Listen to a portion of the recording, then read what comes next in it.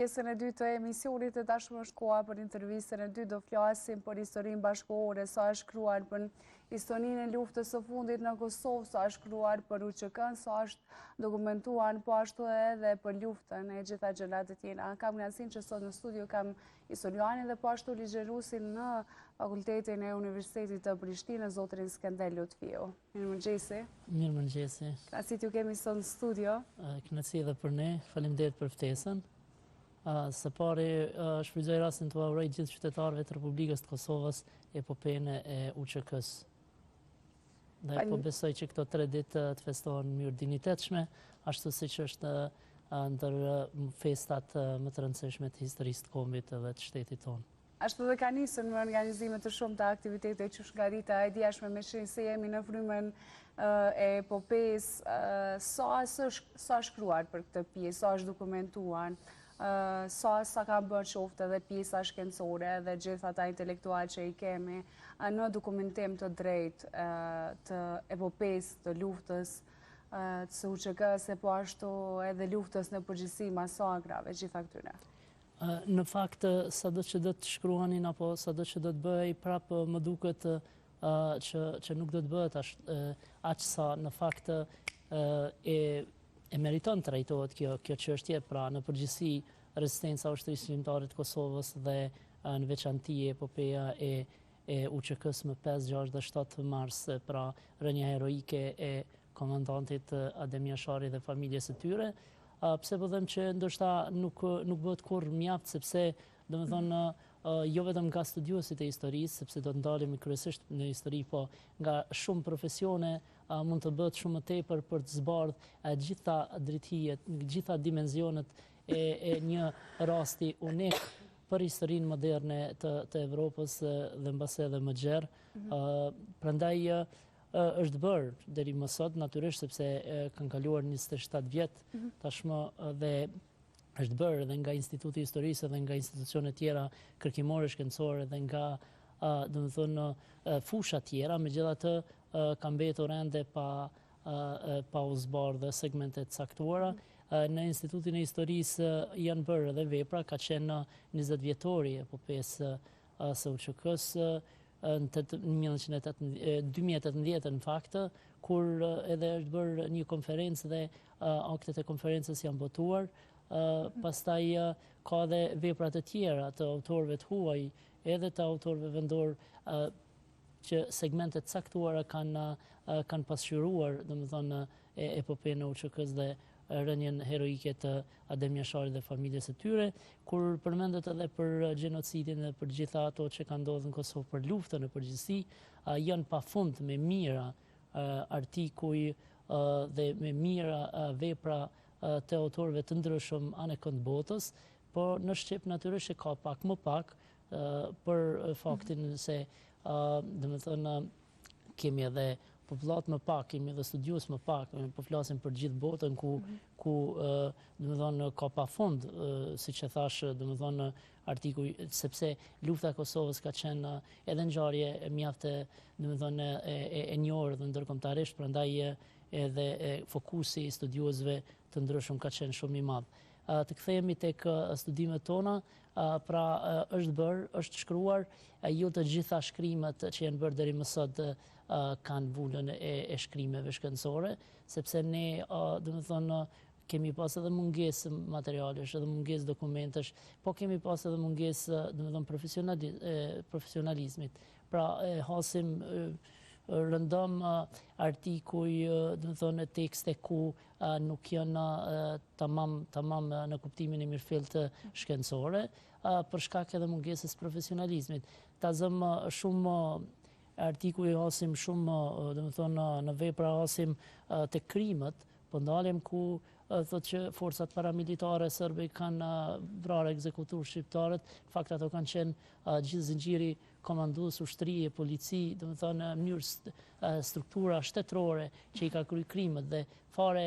s'ka pas të bëjë me paramilitarët, apo ata kanë qenë ajo dora e fundit, po them, e tyre. Prandaj domethënë mungesa edhe e terminologjisë domethënë shkencore e vrehet qartë në veprat në gjuhën shqipe që sigurisht me kalimin e viteve sikur po përmirësohen gjërat. Po. Ja, përmirësohen nëse shohim në këtë aspektin të fakteve dhe gjitha dokumente. Përmendë që është bën punë, po e kuj duhet të ishte bara dhe kuj duhet të ishte përgjegjësia dhe detyra kryesore që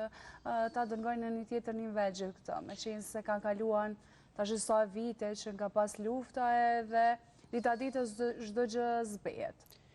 Natyrisht që domethënë bara mbase do të bie kryesisht institucioneve kërkimore shkencore, në këtë rast siç është Instituti i Historisë, edhe në fakt jemi koshient për këtë obligim që e kemi edhe profesional edhe kombëtar, është bërë në Institutin e Historisë, jemi ndonë unë jam vetëm studiues dhe nuk kam marrë në cilësi domethënë të hierarkisë së institutit për të folur për domethënë projektet e institutit, po vetëm do të them që jemi në hartim të historisë së Kosovës në 4 vëllime, kur gjithsesi që në pjesën në vëllimin e 4 përfshihet edhe periudha domethënë e luftës së fundit dhe natyrisht edhe rezistenca e armatosur e ushtrisë shqiptare të Kosovës, e sigurisht që aty do të domethënë do të pasqyrohet qartë dhe në mënyrë profesionale gjithë domethënë nga gjitha dimenzionet lufta e ushtrisë shqiptare të Kosovës dhe natyrisht kur flasim për luftën e fundit nuk mund ta përjashtojmë absolutisht rëndësinë mbase kryesore që ka epopeja e 5-6 dhe 7 marsit, sepse në luftën e fundit mos harrojmë themi i kemi 2 momente që janë pikëthese, njëra që ka pas impakt të brendshëm dhe tjetra impakt të jashtëm. Pra është epopeja e UÇK-s me 5-6-7 mars në Prekaz që ka sensibilizuar gjithë kombin shqiptar. Pra regjimi i Beogradit u mundua që ta shuaj një familje, sepse një shtet luftoi me një familje të vetme dhe jo vetëm që nuk e shuajti, po e ndezi gjithë kombin shqiptar dhe lufta UÇK-s, domethënë UÇK-ja mori për masa të jashtëzakonshme, u zgjeru jashtëzakonisht shumë pas kësaj epopeje dhe masakri i Çakut me 15 janar 99 që sensibilizoi opinionin ndërkombëtar dhe që solli më pas brenda pak kohësh edhe bisedimet në Rambuje dhe marrëveshjen ndërhyrjen e NATO-s dhe çlirimin e Kosovës në 12 qershor 99. Pra këto ishin ato 2 pikat kthesë të historisë të periudhës së luftës. Prandaj domethënë instituti natyrisht po edhe institucionet tjera kërkimore shkencore janë të vetëdijshme dhe kanë punuar dhe po punojnë vazhdimisht që domethënë në mënyrë profesionale të pasqyrojnë gjithë këtë domethënë këtë periudhë goxha të vështirë, sepse ne nuk e nisëm, po asgjë s'ka filluar në 98-99 shumë herë, madje edhe rënja heroike e familjes Jasharit, pra Adem Jasharit, e komandantit e Hamzi Jasharit dhe gjithë familjes së tyre, nuk është e rastësishme, ka qenë domethënë rrethimi i tretë, domethënë kjo e 98-s, ka qenë edhe në dhjetor 91-shën janë rrethuar me forca të shumta ushtarake policore edhe më 22 janar të 98-s dhe asnjëherë nuk janë gjynjëzuar dhe kanë qenë të pabindur në këtë pikë që ata nuk kanë njohur dorëzimin, nuk kanë njohur alternativë tjetër, pra ishin të brymosur e gjithë familja, sepse këta kanë qenë familje shumë atletare, familje e përkushtuar në linjën kombëtare që prej dekadash, domethënë nuk ishte e rastësishme dhe Ademi, Hamza dhe gjithë familja ishin produkt e një fryme në të cilën ata domethënë janë rritur dhe Drenica si trev në veçanti, pastaj Prekazi si fshati i kësaj treve, ka qenë domethënë ajo vatra tradicionalisht e njohur e rezistencës ndaj pushtuesit serb përgjatë gjithë shekullit 20. Nga domethënë tetori 1912-s, kur Kosova dhe këto vise tjera shqiptare janë pushtuar nga Serbia dhe janë ripushtuar pastaj 18-ën dhe 45-ën. Prandaj nuk ka qenë rastësishme që të ndodhë, familja e kanë projektuar dhe e kanë ditur herët ose vonë që regjimi i Beogradit do të merret me ta, domethënë do të tentoj, por ata kanë qenë të palëkundur në këtë pikë dhe edhe gjithë ata zëra që domethënë s'ka mundësi t'i dilet një ushtrie të fortë, nuk mund të bëjmë asgjë, qoftë nga elita politike, qoftë nga çfarëdo niveli shoqërisë, domethënë kanë qenë të pabindur këta që domethënë nuk ja dilet me Serbinë. Domethënë e kanë pas të ngulitur sepse fillet e veprimtarisë së tyre janë, nëse shkojmë tek gjeneza, janë dhe tek lëvizjet e fsheta adhetare që janë zhvilluar pas luftës së dytë botërore tutje, ku rëndom hasim edhe emrat e këtyre të babait të Ademit, të Shabanit, po edhe të djemve të tij, domethënë të cilët gjithë jetën ja kanë kushtuar çështjes kombëtare. Profesor, në raste të ndryshme, nëse shohin shpesh në historia edhe vërteta tentohet të devijohet edhe të sillet në forma të ndryshme, varësisht nga ajo se kujt si konvenon. Është bën sa duhet që këto fakte të sillen në formë korrekte, meqenëse se nëse shohim nga pala tjetër shpesh janë ofruar dhe artikuj dhe histori që realisht nuk janë të atilla. Nëse flasim në relacion me botimet që i bën Serbia ose domethënë mbështetësit e saj, po natyrisht, unë thash edhe nga autorët huaj, po vetëm serbët sabotojnë për ne shqiptarët, për Kosovën, për çështjen e Kosovës, ne s'po arrim ti zëm në aspektin e vëllimit, e mos flas pastaj nivel global, po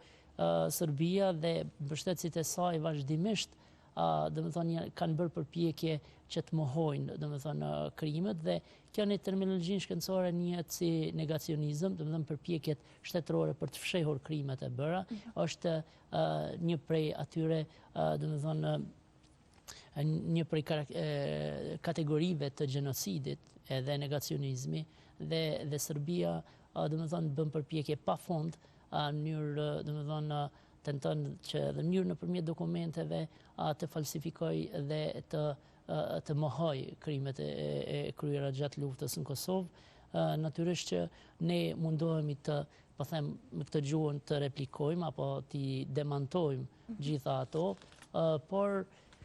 sa po i arrim nuk jam i kënaqur 100%, po besoj që po bëhet punë, fatmirësisht tash është edhe Instituti për krimet e kryera gjatë luftës në Kosovë dhe është bërë një ekip i jashtëzakonshëm profesional ku po shpresoj që do të zbardhet e vërteta, ndonse miqt edhe ata që duan të dinë të vërtetën tashmë janë të bindur që në Kosovë krime ka kryer Serbia, shteti i Serbisë në mënyrë institucionale ndaj një popullsie, domethënë ndaj civilëve, grave, fëmijëve, pleqve. Pra nuk kanë bërë dy shtete luftë, po ka bërë një shtet ndaj një popullsie e cila ka qenë për më shumë se një shekull e shtypur, domethënë në të gjitha format më e diskriminuara, edhe në kohët kur kjo Serbi quhej me zgjeruar si Federatë Jugosllave kështu me radhë,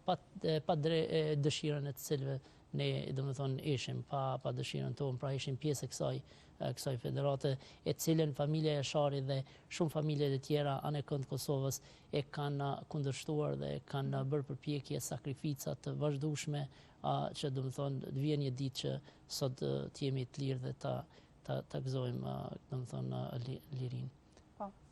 Në një histori të drejtë, shpeshen janë dëshmitarët të mbjetuarit, gjithë ata dëshmi të gjalla, për jetime në për cilat kanë kaluar civilet dhe personat të ndryshëm, ish ushtan, gjithë ata që janë përfshirë në luftë. Sa janë shfrytzuar dëshmitarët të gjallë, dëshmitarët gjithë ata që kanë histori, që kanë pohem në sytë e tyre në realitetin që kanë ndodhur qoftë masakra, qoftë për jetime nga më të ndryshmet. Vitet po kalojnë, këta persona po vdesin.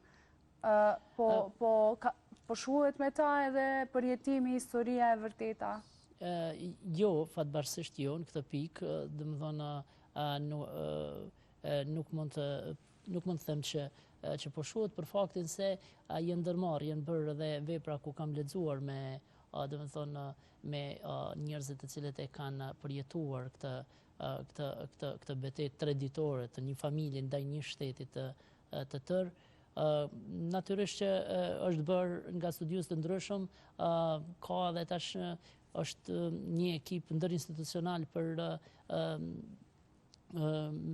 kompleksin memorial ku janë duke punuar vazhdimisht edhe me intervista dhe pasqyrimin samaral të gjithë asaj çfarë ka ndodhur, pra e përmenda dhe Institutin për Krimet, po ashtu edhe në institutin tonë, Institutin e Historisë, kemi studius që merren ekskluzivisht me periudhën e luftës dhe pasqyrojnë në të gjithë gamën e veprimtarisë së tyre luftën e ushtrisë ligjtare të Kosovës dhe natyrisht pashmangshëm edhe rezistencën e familjes Jashari. Kanë bërë intervista, kanë, ka projekte të ndryshme që merren me këtë çështje, janë intervistuar, janë bërë dokumentar, jo në masën e duhur, në base, po megjithatë është duke u punuar në këtë drejtim dhe jam optimist që nuk do të ikë dikush, nga kjo botë pa i nxjerrë, pa i thënë gjithë ato përjetime të tmerrshme që kanë përjetuar në periudhën e luftës. Kur ishim tek botimet në jo vetëm shkencore, po se ngelem pa i përmend edhe këto veprat se sa nxënësit tanë, fëmijët tanë dinë për epopejën e UÇK-s në Prekaz, po për gjithë luftën e ushtrisë ligjtare të Kosovës, me që kam qenë recenzent i librit të klasës 9, aty ka tash libra alternative, nuk është vetëm një libër, varësisht nga drejtorit, nga drejtorët zgjedhin libra të ndryshme, janë 2-3 libra të ndryshme, në të gjitha pasqyrohet më gjerësisht dhe natyrisht më e përmbledhur, më shkencore, më adekuate për nxënësit. Janë libra shkollore apo janë libra ekstra që libra shkollor? Sipas kurrikulës, po interesante është që historia mësohet në kronologji dhe i bie që të jenë njësitë e fundit të klasës 9 dhe siç e dim ne muajt e fundit e javët e fundit, fare pak mbahet mësim,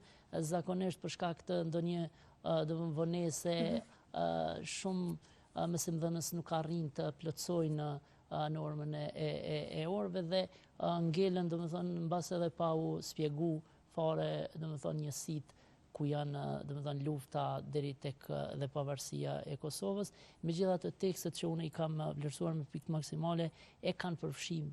po them kushtimisht mjaftueshëm, dimensionin e rezistencës armatosur dhe të luftës, po nuk mundemi vetëm me një njësi, 2 njësi, edhe 5 njësi. Si do duhet ishte rregulluar kjo? Do duhet rishikuar një formë tjetër? Jo, po mendoj që jetojmë në kohën e digitalizimit, në kohën e globalizmit edhe tani në kohën ku të rinjet nëpërmjet rrjeteve sociale marrin informacione shumë të tepër se sa nëpërmjet librave. Mendoj që duhet punojmë si shoqëri dhe si shtet që ti servojmë në forma të ndryshme copza nga lufta, nga rezistenca, nga personalitetet, të jemi më kreativ. Pra, ti heqim ka pak nga i orientimi tyre drejt TikTok-ut e këtyre rrjeteve sociale, apo ti inkorporojmë në këto rrjetet sociale edhe faktet të dhëna nga e kaluara jonë, sepse është e frikshme sa pak dinë gjeneratat e reja për luftën, për rezistencën, për personalitetet e shuara të kombit. Jemi koshient që në nivel botror ka rënë interesimi për historinë, po megjithatë, në shoqëritë e konsoliduara gjejnë mekanizma se si të servojnë, të kaluarën në mënyrë më kreative, tek të rinjët dhe të mos mbesin të pa informuar për ngjarjet e rëndësishme. Është në veçanti edhe në Shqipëri shumë pak dinë për historinë e Kosovës të rinjët dhe i pyesja, që njëni Adem Jashari nuk e njënin fare, është e dhimbshme se si ka mundësi, që të mos njihet një personalitet i tillë që, është ADN-ja e ushtrisë ligjtare të Kosovës dhe fal heroizmit tyre, fal sakrificave tyre, ne sot edhe po zhvillojmë këtë emision në Kosovën e lirë dhe pa frikë që kemi forcat policore ushtarake sërbe. Po të rinjët kosovarë, profesor? Po e njëjta, unë e përmenda në Shqipëri se në Kosovë mbas edhe din kush është Adem Jashari, po nuk është që i kanë ato një uritë bazë, është krijuar një kompozitet edhe sa i përket viteve të 90-ta, dhe kjo është po e bëjnë një lloj kritike, po them kushtimisht, sepse ndikimet edhe politike bëjnë që domethënë bëjnë analogji mes personaliteteve, janë të pa ballafaqoheshëm, po them kushtimisht, ose nuk janë antipod, figura e Ibrahim Rrugovës me Adem Jasharin, secili ka kontributin e tij, është domethënë vendi, pozita, se si ka funksionuar, se si ka përgjigjer gjërat, në çfarë pozicioni ka qenë, konteksti kulturor, historik, e kështu me radhë, ndikojnë, është multifaktorial pse domethënë kemi Adem Jasharin dhe pse kemi personalitete të tjera, secili ka kontributin e tij, kush më pak e kush më shumë, dikush i ka parë gjëra të ndryshe, po qëllimin e njëjtë kanë pas, domethënë çlimin e Kosovës dhe pavarësinë. Prandaj ato termat arkitekti i pavarësisë të Kosovës, herë i thuhet njërit e herë tjetrit, më duket që krijojnë një lloj përçarje në shoqëri, sepse çështjet politike po i lëm, ato janë të politikës, po ato janë figura historike dhe figura kombëtare që kanë dhënë kontribut, dhe natyrisht ne historianët pastaj mbi gjuhën e fakteve të argumentave e vlerësojmë çfarë lloj kontributi kanë dhënë, po unë mendoj që të gjithë kanë dhënë kontribut, po natyrisht që lirinë dhe pavarësinë e Kosovës kemi falë ushtrisë lirimtare të Kosovës para rezistencës armatosur, në rrafshin e brendshëm dhe ndërhyrjes së NATO-s pra mbështetjes ndërkombëtare nga jashtë. Domethënë këto dy kanë qenë ato, domethënë kryesorët që sot jemi të lirë, pa mohuar, absolutisht pa mohuar faktin e kontributit të jashtëzakonshëm edhe të lëvizjes pacifiste dhe të përpjekjeve të gjithë elitës politike, kulturore, arsimore të Kosovës në vitet paraprake. Po për gjitha këto arsye, profesor, a do duhej që të mos u lihej në dorë të rinjve ose në dorë të tyre që të jetë një aspekt ndoshta për zgjedhës nëse dua ose jo të informon, do duhej të merrte dikush përgjegjësinë, janë institucionet arsimore, janë institucionet saktuara të cilat ndoshta do të duhej të bënin diçka konkrete në këtë aspekt? Po mendoj, ne historianët duhet me pas parasysh objektivitetin, domethënë çdo historian kur si njekët që e kanë betimin, edhe ne domethënë duhet të jemi të përkushtuar që ta themi të vërtetën, të mos jemi domethënë subjektiv, sepse shpesh ngatrohet ajo çfarë bindjet e mia personale mund të jenë të tjera nga e kaluara, nga e vërteta. Ndodh kjo? A më pëlqen as më pëlqen është çështje tjetër, por dua të them të vërtetën. E një pjesë mbas edhe nuk janë shumë domethënë objektiv, zhvendosen qoftë në aspektin emocional, qoftë në aspektin domethënë politik, dikush s'mund të kaloj kufet e politikës, dikush tjetër të regjionit, dikush tjetër të religionit e kështu me radhë, pra janë të ngarkuar, prandaj po them që jemi optimist në atë pikë që tani po bëhet një histori më shkencore, më profesionale dhe gjërat duhet t'i themi ashtu siç janë, kështu që po besoj që do të bëhet më mirë dhe të rinjt kur marrin informatat nëpërmjet veprave shkencore, këtë rast me që po flasim për shkencën, atë janë të bindur që domethënë po e marrin një informacion të dur. Në të kundërtën, po presin pastaj të na shkruajnë të tjerët historinë tonë dhe po janë më të besueshëm. Në rast se ne nuk shkruajmë tamam me mbi gjuhën e shkencës, jo vetëm që i bëjmë dëm vetë shkencës, vetë historisë tonë kombëtare, po bëhemi të pa besueshëm dhe të pa citueshëm edhe nga të tjerët të cilët duan të dinë për historinë tonë kombëtare. Prandaj kemi një barë mjaft të madhe, duhet të jemi të vetëdijshëm në atë që duke u munduar t'i glorifikojmë ose të shkruajmë domethënë gjëra të paqena, ne vetëm çka i bëjmë dëm. Prandaj duhet të kemi kujdes në këtë drejtim dhe po besoj që tani në vitet e fundit po lexoj edhe artikuj kritik edhe studime që janë shumë afër domethënë shkencës dhe të vërtetës. Po ka kësi lloj gjërime, si duhet të ndodhë kjo zhveshje nga gjërimet qofshin politike, qoftë, si që përmende, qoftë rajonale, regionale, fetare? Po shiko, është proces, është edhe mendësi, është edhe duhet me punu në gjitha drejtimet, dhe në këtë pikë s'mund të ndryshojmë vetëm historianët, vetëm Instituti i Historisë ose institucionet kërkimore shkencore. Në përgjithësi shoqëria duhet të jetë më e hapur, duhet të jetë në trend me kohën dhe natyrisht duhet të vetëdijsohet që do të thonë duhet ta thotë të vërtetën, duhet ta bëjë të vërtetën, duhet ta shkruajë të vërtetën dhe vetëm me vërteta thuhet në një rast që vërteta krijon armiq, po duhet ta themi të vërtetën edhe kur krijon armiq. Nuk duhet bërë kompromis me historinë, nuk duhet të themi unë kur shkruaj për Papa Kristo Negovanin apo shkruaj për Molla Idris Gjilanin, pa ka rëndësi, do të thonë çfarë bindje fetare kam unë. E rëndësishme është që ata janë figura kombëtare që kanë dhënë kontribut për kombin. A shkruaj për Ademir Shahin apo shkruaj për Churchill Stopullin që ka qenë edhe modeli i tij, idhulli i tij, pa ka rëndësi që është nga jugu apo nga veriu, pa ka rëndësi do të thonë bindjet e mia të sotme për një rajon, për një religjion, për një kulturë, për një mjafton të themi të vërtetën mbi gjuhën e fakteve dhe fillojmë të merremi më serioz jo vetëm brenda, po edhe nga lexuesit e jashtëm dhe të mos themi gjithnjë vetëm autorët e huaj janë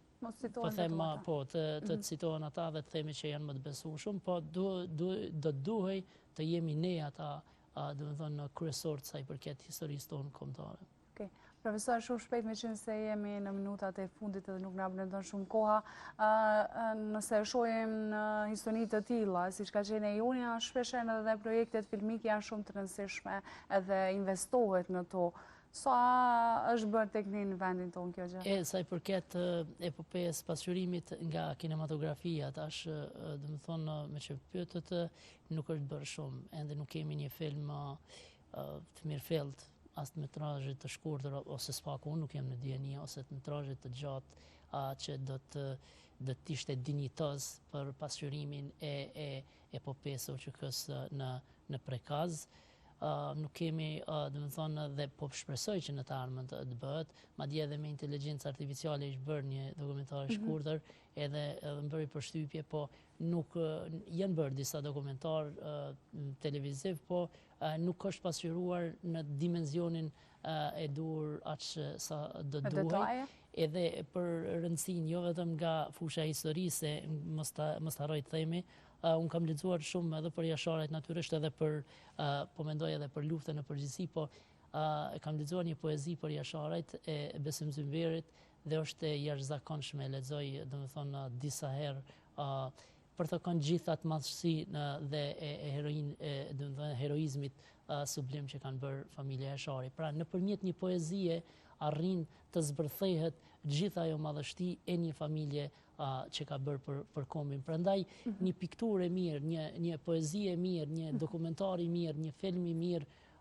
domethënë një artikull i mirë, ne historianët që bëjmë një vepër e mirë, pasqyron edhe nxit edhe shikuesin, nxit lexuesin, nxit rinin që të jetë më afër, domethënë të historisë, më afër të kaluarës, sepse duhet ju themi të rinjëve që ta njohim të kaluarën është të dimë të tashmen dhe të projektojmë të ardhmen. Pra nuk është vetëm e kaluar, pa ajo e kaluar do të na përcjell edhe tash dhe edhe në të ardhmen. Dhe ashtu siç i kishim raportet tazëm jo të mira me Serbinë para 100 vjetë, nuk i kemi tash dhe unë dyshoj që do t'i kemi në të ardhmen mirë. Prandaj nuk është krejt vetëm e kaluar, ajo do të na përcjell dhe do të jemi goxha në këtë drejtim të kemi vigjilent dhe të kemi parasysh. Se sikur ju kemi thënë që hajde po distancohem nga e kaluara, shkoj e kaluara vetëm nga e ardhmja. Mirë, e ardhmja prapë është e varur nga e kaluara në një formë apo formë tjetër. Prandaj e thash edhe më herët që ne du të jemi goxha, domethënë, inovativ në atë se si po ja servojmë historinë kombëtare të rinjëve nëpër shkolla, në trajnime të ndryshme, edhe ju po e bëni punën e juve nëpërmjet një emisioni për të shënuar epopejën e OÇK-s në prekaz, po servohet tek dëgjuesit e juaj, shikuesit e juaj dhe kjo është gjë shumë e mirë. Profesor, faleminderit shumë për kohën. Faleminderit edhe ju për ftesën. E po ashtu dhe për bisedën dhe gjitha detajet dhe informatat që ndajt bashkë me ne dhe shikuesit. Ishte kënaqësi. Faleminderit, kënaqësi edhe për mua.